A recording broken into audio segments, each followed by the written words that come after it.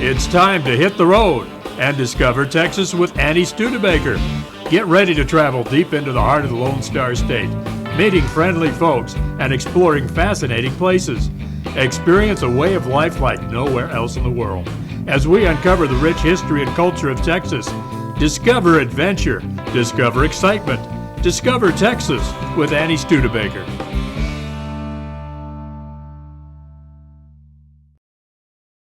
I'm Merle Foster. I'm the Executive Director of the Chamber of Commerce here. I've been with the Chamber for 15 years. I have a long history in Chamber of Commerce work in other areas, but I came here to retire basically 15, 16 years ago, and the Chamber didn't have an Executive Director, and so I talked to the city and they offered me a situation. So I've been doing it ever since, really love it, love living in a small town. This is by far the smallest town that I've ever lived in.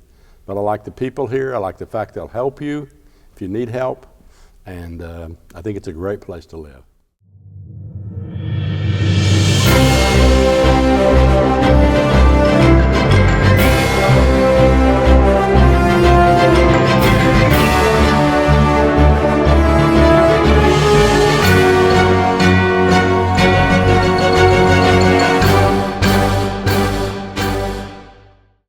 In celebrating Three Rivers Centennial, we started this in January of 2013 at our cafeteria for our chamber banquet. And we looked back at the founding of Three Rivers and the first 20 or 30 years of it, when primarily it was ranching and farming around here.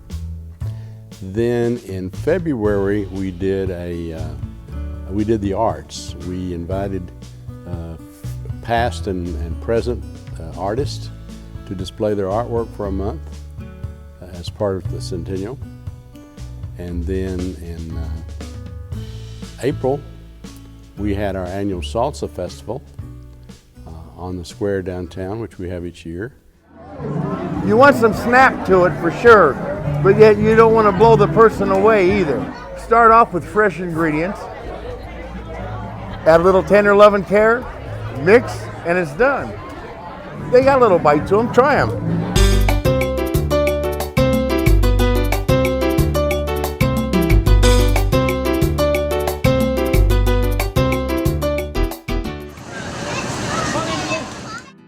On April 6, Three Rivers held their 14th annual Salsa Festival. My name is Red Daniels. I'm from Refugio, Texas. This will be about the third year. The first year I participated, I won the People's Choice and the Judge's Choice. And so I skipped last year, but we're back. You got to have fresh tomatoes, no canned tomatoes. You use fresh and don't use canned jalapenos. Take the raw jalapenos, boil them, and put that, mainly, you asked me what makes a good salsa? Fresh ingredients, no canned. Hotter is not better. If it's too hot, it singes your taste bud. And then after that, you can't even taste your food. You know, I try not to, in my fire profession, we try not to get, let people get burned up. And I certainly am not going to make a product that will burn them up. I like to have a taste that satisfies, a little tinge of warmth, but not so much that you crave water,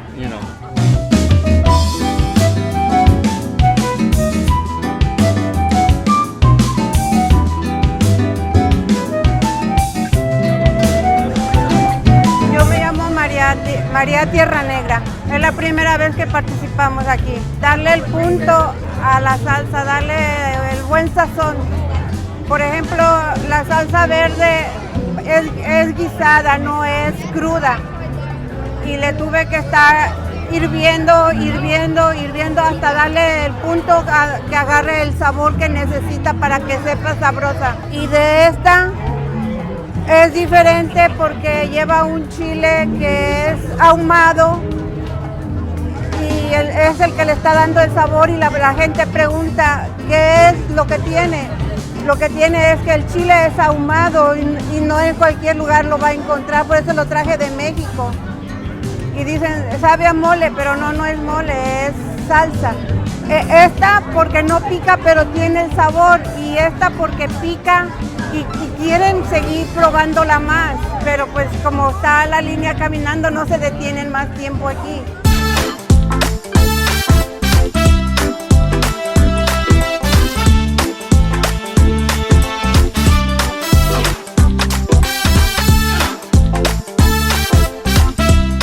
Marcus Selva, S-E-L-V-A, and it's just homemade. I mean, we call it Selva salsa. The secret to the good salsa, actually, we think, is letting it settle overnight. So we definitely made it yesterday, let it settle overnight in the refrigerator.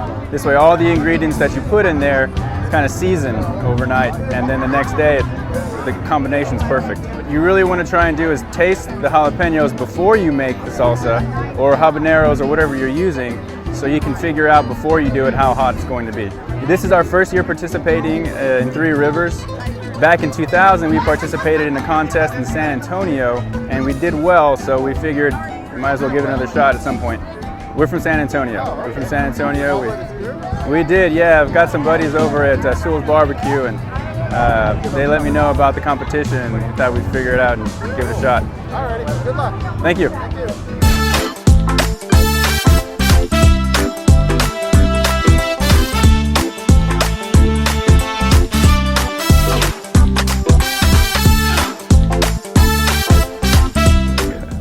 My name is Merle Foster and I'm the Executive Director of the Three Rivers Chamber of Commerce, and this is our 14th annual Salsa Festival.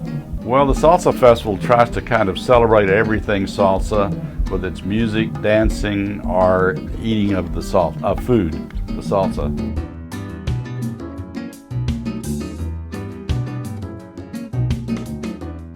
I'm Reed Koenig from Austin. I'm Representative Guillen's Administrative Director. We'll be judging the salsa here. It generally goes with the fresh and distinctive taste and the how well the ingredients blend. There is a competition for the best salsa. We have about 3 categories, but the big categories and the one that you have the most people in is the amateur, and because that has a grand prize of $1,000 for the best amateur salsa.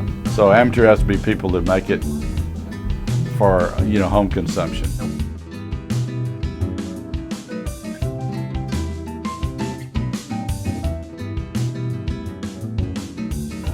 I'm pretty open to the different types of salsa out there. There's no real one that I prefer. My name is Josie Papas, and I'm from Laredo, Texas. I came to represent my sister, Judith Zapparini. I'm used to eating hot sauce on the border, but the hot sauce today was delicious. It usually is, but it was really good. A couple in particular, and I just had them with a spoon and water, and really good, really delicious. They make really good hot sauce here. People's Choice Award is we have a salsa tasting. You probably saw the line out there. People go through all day and taste, and the salsas are numbered. At the end, they vote by number, and we give an award for People's Choice too.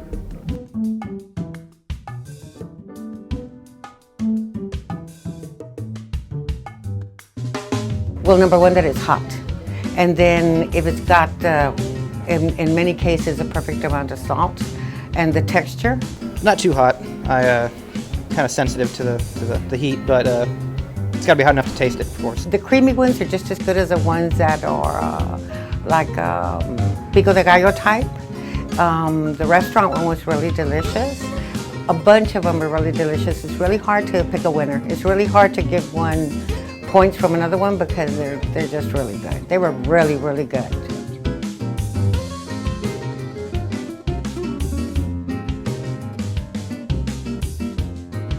Actually, I haven't had any yet. Oh. This will be the first. Interesting. Just so I wouldn't be biased in my opinion. Yeah. How many years have you done this?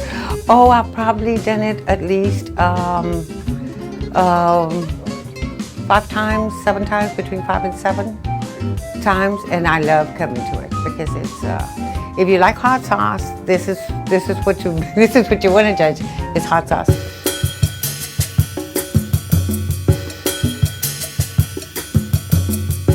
Well, I've never been in the room when they do it because we do let them judge and we try to make it as fair as possible.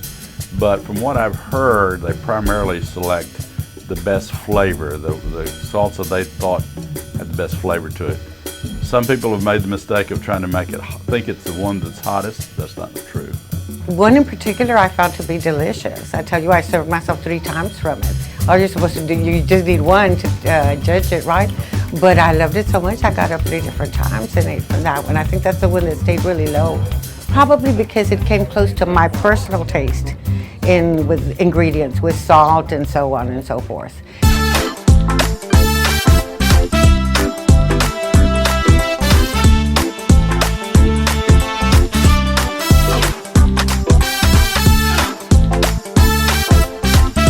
Well, it was an idea that I'd had for a long time and other places, and it was just something that I had an opportunity to do it here. I met with some of the business people, and they were for doing it, and so we put it together. Do you have a preference, or is there a real difference between the greens and the reds? No, I'll eat all of them. You know, I'm not picky about that. As long as it's good, and they were all good. There wasn't a single one that I could tell you was not good. They were excellent. There were many that were just excellent. Sorry that everybody can't win.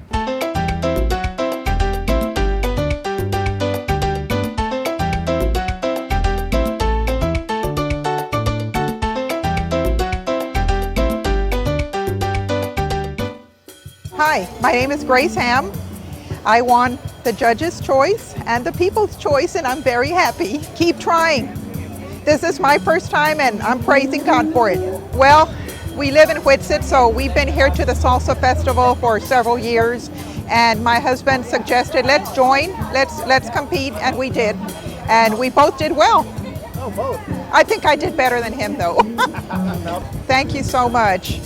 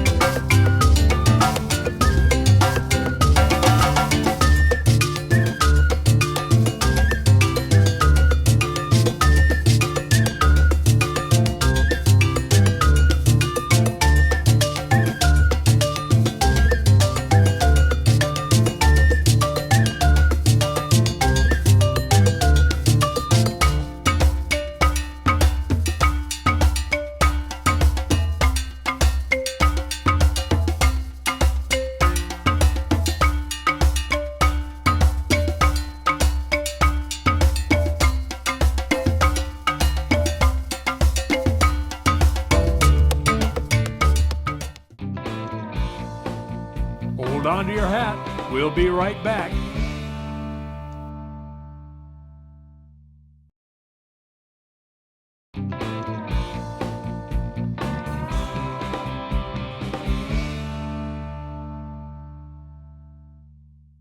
And then in May, we had a farmer's market and a flower and vegetable show to show what our land has produced through the years in terms of food and beauty.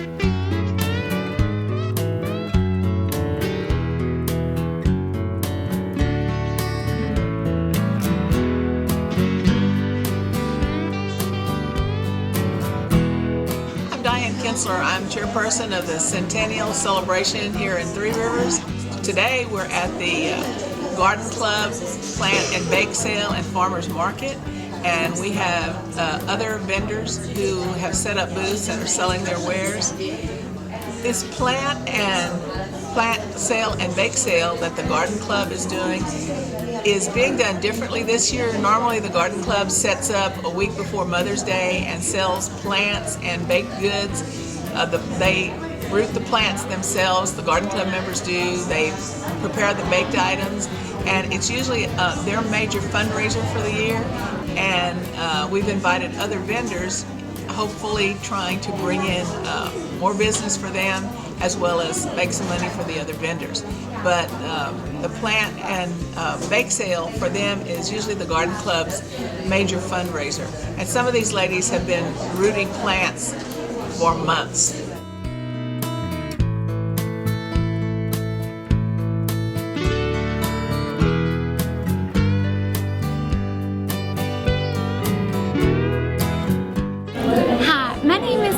And I'm here in Three Rivers, Texas at the Garden Show at their expo, and we are trying to give back to the community and get to meet with everyone and visit and have a really good friendly day. And my project is involved in Mary Kay, and I'm not for profit. And what I do is, this is my daughter, and Emily Ann, and she is active duty in the U.S. Navy, and she just finished her 3rd year. And because of that, I have noticed that there is a need for care packages and touches of love to be sent out to all of our soldiers, and I want to be able to give back to all of our Live Oak County soldiers. And so what I have done is I have gotten together with Mary Kay, and we have created what we call an SOS kit, and it has satin hands that they can use also on their feet. This is a picture of my daughter's boots that she wears every day on the ship, and they just tear her feet up. But you can use the satin hands on the feet, and it really helps bring them back, especially when you're out in deployment for 18 months. And they not only love getting the mail, but to know that they're thought of and that they're cared for and that we're thinking of them just means the world to them.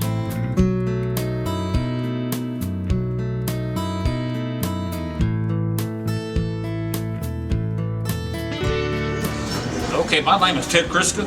I was born and raised in the Valley of Edinburgh, Texas. And I farmed quite a bit with my dad. He passed away here recently, about 6-7 years ago. But I took up the habit of farming back in them days. And I tell you, farming's not all as easy as people might think it is, because you can lose your tail on that kind of stuff. You don't always come out at the right time, the right prices. And right now, what I had this year, I haven't really put much of a garden in, but I put in just enough for what I do my canning. I do a lot of canning myself, like tomatoes and cucumbers and bell peppers and onions and all that stuff. I do have onions and okra in the house, but it was just too much to get in to get them. I have to put in my plants, fertilize them every 14 days with Miracle Grow, spray the leaves with them, also soak through soaker hoses. There's a little more work involved in planting the garden than what people think. They think you go up just take a plant in the ground, water a little bit in, produce it real pretty, but it really don't. You have to put in some fertilizers around this area here to make the tomatoes pretty and your bell peppers come out pretty. And a lot of the crops around here.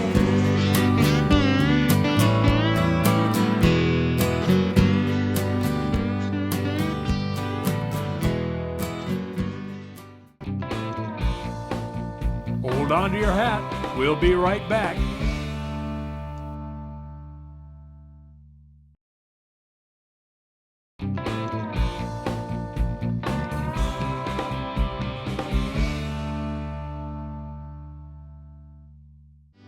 In July, we had what we call the Big Bang Weekend, which was really kind of the culmination of the celebration. And we had 3 bands, so we had a nice fireworks display. We had it all on one Saturday evening in the park here in Three Rivers. It was attended by about 7,000 people. Very successful event.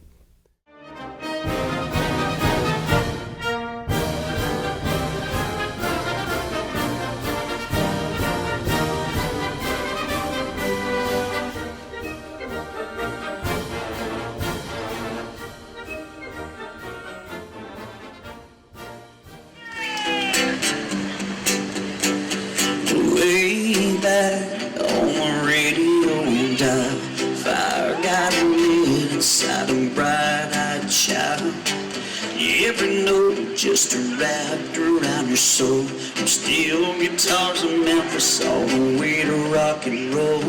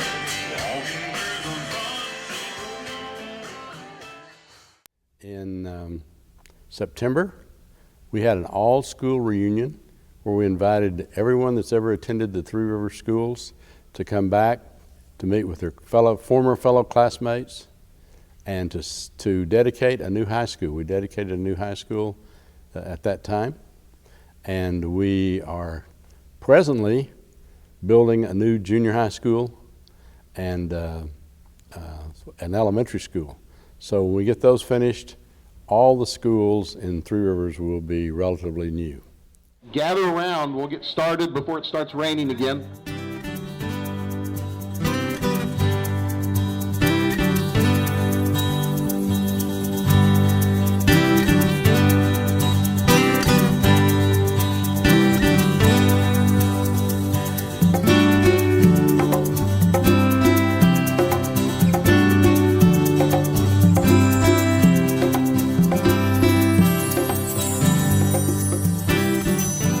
Certainly want to welcome everyone this morning to the ribbon cutting and dedication of this grand new building built by the citizens of Three Rivers for our children.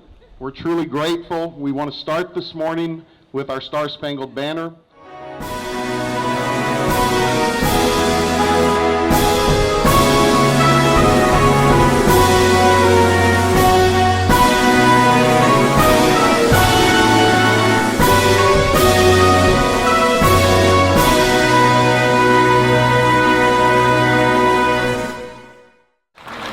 Our band is under the direction of Mr. Ruben Acosta and Miss Megan Stevens, and they sound awesome. I'm so proud of them.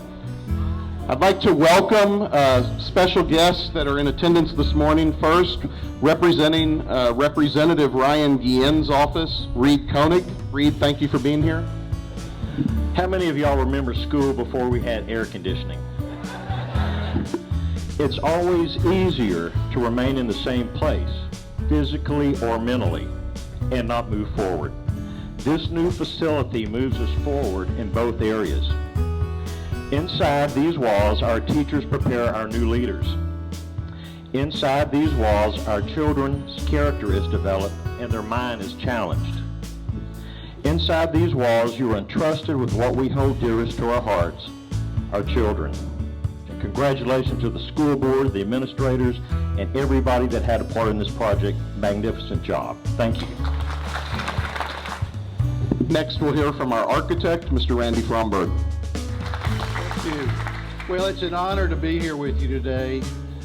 There are so many people who offered ideas and input into the design of this school, it would be impossible to thank everyone. Two people I want to especially mention. Mr. Rohrbach was just a great partner in the design and really helped me to be a better architect. And I also want to thank my wife, Karen, for putting up with me. Thank you. Next, we'll hear from Mr. Joe Carlock from DSA Construction Management. Thank you, and I also want to say it's been an honor to work with this group. DSA has been building schools and churches for nearly 50 years. We worked with literally 1,000 different school boards and church building committees, and you can be proud of the administrators and the leaders that you put together here at this school to lead them forward into the future. It has truly been an honor to work with these folks, and I don't say that just because most of them are sitting behind me, but it is the truth, and we thank you for the privilege of doing that. This gentleman literally lived at this construction site for the last 3 years. Mr. Donald Casper would like to address you. I think we have to go back to July of 2010. In July of 2010, the board, with their wisdom, voted to go out for a bond issue to build this building. Then that vision became a reality. And on November the 3rd, we started working. Hiring DSA was one of the wisest moves we made. They helped us tremendously in getting bids on the projects. They were here, they worked with us. At this point, I want to single out 2 individuals, and that's the only 2 I'm going to single out today. One of them is Barry Ford. Barry was here every week of this project. Every week. He would be here by 9:30 in the morning. Barry and I used up 2 cell phones, 2 fax machines, and we were constantly, and 2 computers, I might add, too, just with emails. I appreciate Barry. The second person is Mr. Kenny Rohrbach. Kenny worked tirelessly. He spent many hours working on this building. He did you a good job. He did this community a good job in the construction of the building. Things look good in Three Rivers. It's great to be a bulldog. Thank you. I'd like to make a special presentation to Mr. Arlen Retzloff. Thank you, Mr. Retzloff. Thank you, David. You had a lot to do with this building. We have a gentleman that served this district for 46 years. I had the privilege for the last 3.5 years of working with Mr. Casper as my business manager, and we got to be pretty good partners up here and worked very well together. 48 years to public education. So Mr. Casper, would you please come forward?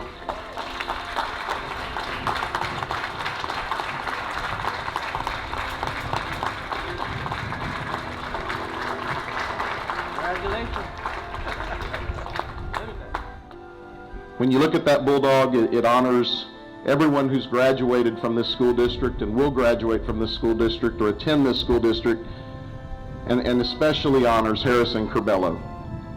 So thank you to the Curbelo family and everyone who gave generously to that fund to make that bulldog a reality. This time I'd like to ask the board and Mr. Fromberg and DSA representatives to come forward, and we'll cut the ribbon.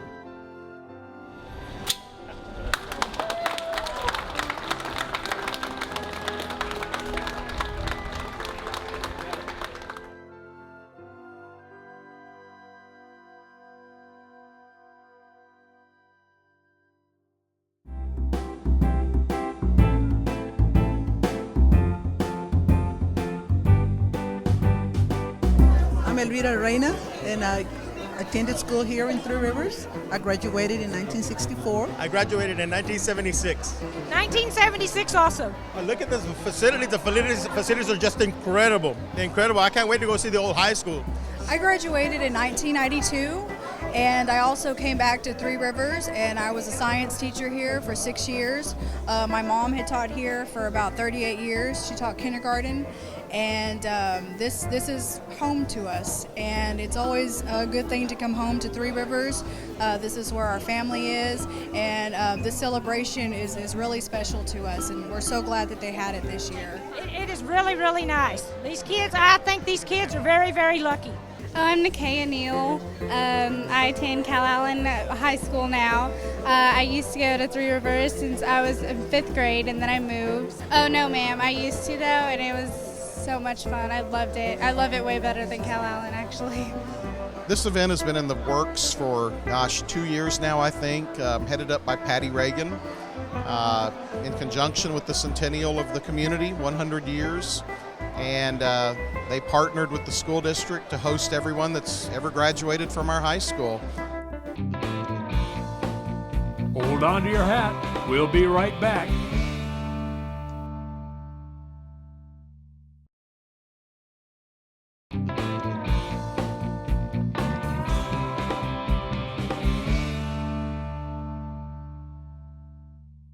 Then the last thing that we did was a look at the future with Dr. Peter C. Bishop from Future Studies Department at the University of Houston. And he spoke at the Chamber Banquet, and I think he was very entertaining and very interesting. So when I talk about the future, I do it with a little jingle in my head because it is a complicated place, it's full of change, but to kind of keep things straight, and I'll just share the whole thing with you and then work through it just a little bit. Of course, the future will be full of people, and people will transform resources from the environment out there in the fields and in the ground and in the air, and they'll use technology to transform those resources, which of course we know a lot about, and they'll transform those resources into economic goods and services, things which we all need and want, make our life necessary and viable and pleasant. So how will all of these things be changing? Well, let me start with the people. Will there be a future to small towns in Texas? The answer is yes, but unfortunately the projection is fewer. Live Oak County and Duval and McMallen counties are projected to actually lose population in the next 50 years. That's not determined, there's nothing, and that can be reversed, but there are about 2 to 3 dozen counties in Texas, rural counties, that are going to lose population to the bigger counties. And so that's the bad news. The good news is that being a smaller place is not necessarily being a worse place. Smaller means less hassle, less big trucks driving down the highways, less people getting in the way and all of that kind of thing. This town obviously will probably return in not too distant future to a lot of what it was before. So a little bit smaller is not so bad. Oh, guess what the other one is? Older, right? That's the one prediction I'll make. 10 years from now, we'll all be 10 years older, right? I won't.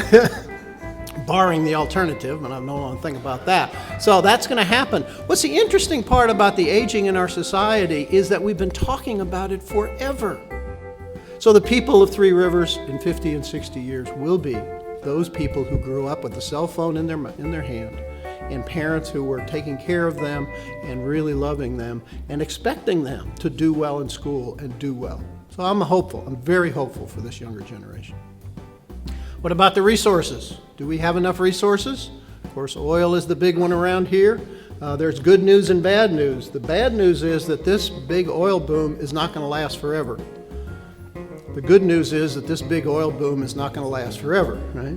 What we expect is an unconventional oil of this type has about 10 or 15 years in it.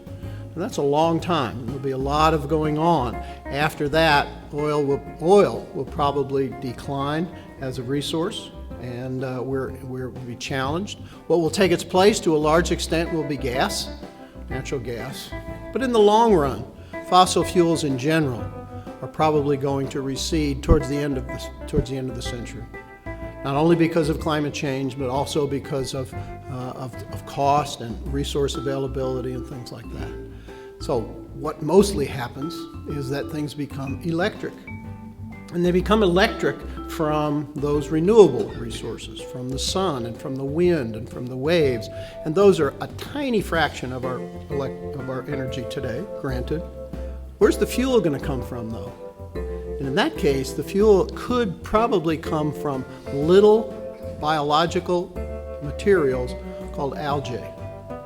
Algae have within them thousands and thousands more productivity than most any other biofuel like corn or sorghum or soy or anything. Hundreds of thousands of times more, but we don't have the technology there. But if you have sunlight and a carbon source and water, huge algae farms will probably be producing the liquid fuel that we will use. Now, do we going to have liquid fuel run our homes? Of course not. We don't do that anymore, heating oil. Will we have electric fuel run our automobiles? That probably not. I suspect they'll be almost all electric or fuel cells by that time.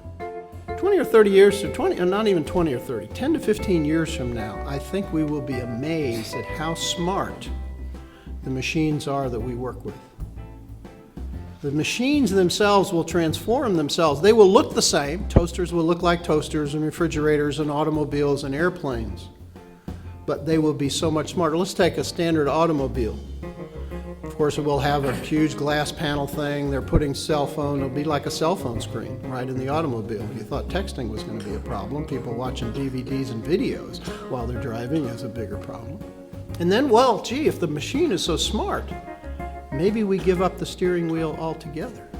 Now, there's a thought, right? There's a thought. Google, of course, has driven their car a couple of 100,000 miles so far under probably very safe conditions in California and has never had an incident. Now, will we see those days where people will sit down where there won't be a steering wheel? All there'll be is a big button that says, stop, things are going wrong. Machines do break. But the machine can be improved and improved and improved, just like the airlines. So the future is going to be way different.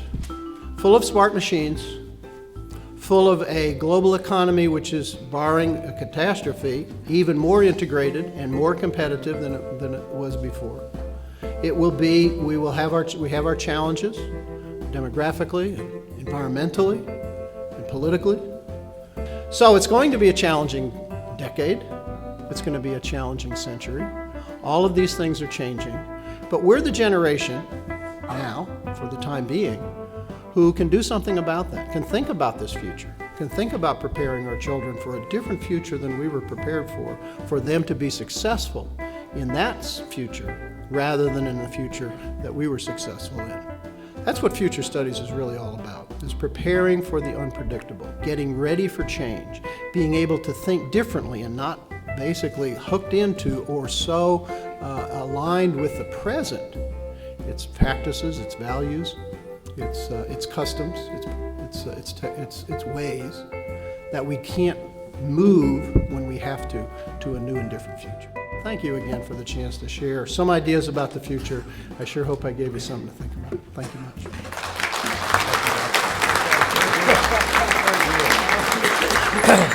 Thank you, Doctor. Very interesting, and I'm glad to know my kids aren't lazy. And we need to talk about that steering wheel because I'm not sure where you put the horn. I do have some people in College Station. They can probably help you with that, though.